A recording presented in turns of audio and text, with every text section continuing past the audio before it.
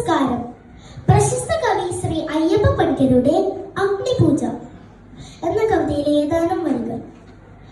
ആദിരാവിന്റെ അനാദി പ്രകൃതിയിൽ ആരംഭമിട്ടോര സംസ്കൃത ചിന്തയിൽ നീറിയുറഞ്ഞു മുടഞ്ഞു മുരുകിയും ഭൂതപ്രപഞ്ചമൊരുക്കും സനാതന കാലമതിന്റെ ചെതുമ്പലെരിഞ്ഞൊരു നാളമുയർന്നു തെളിഞ്ഞതാണഗ്നി.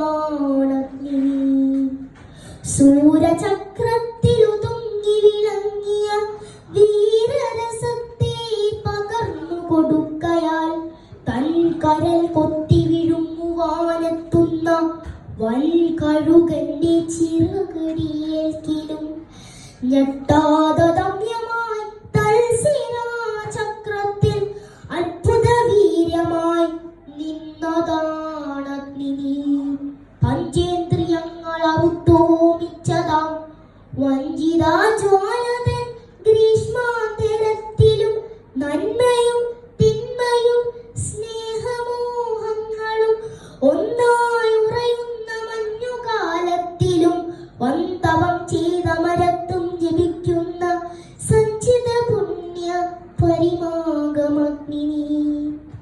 എന്നയലത്തെ പടിപ്പുര കാത്തിടും എണ്ണ വിളക്കിൻ തിരിയുട നാമ്പിലായി മഞ്ഞിൻ കുളിർമയും ഓർമ്മതൻ തുമ്പിലെ മന്ദസ്മിതവുമായി നിൽക്കും വെളിച്ചമേ.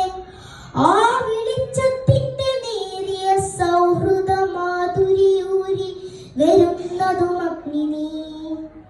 കണ്ണുനീർ ദീർഘനിശ്വാസമായി മാറ്റിയും കാലമേഘത്തെ കടലാക്കി മാറ്റിയും കല്ലും മലകളും കല്ലോലമാക്കിയും കാലപ്രവാഹം കളഗീതി പാടിയും ഉഗ്രസമാം സ്മരവിത്തല്ലധിക പോൽ കത്തി നിൽക്കുന്ന മഹാശക്തിയാണു നീ. കത്തി നിൽക്കുന്ന മഹാശക്തിയാണു നീ.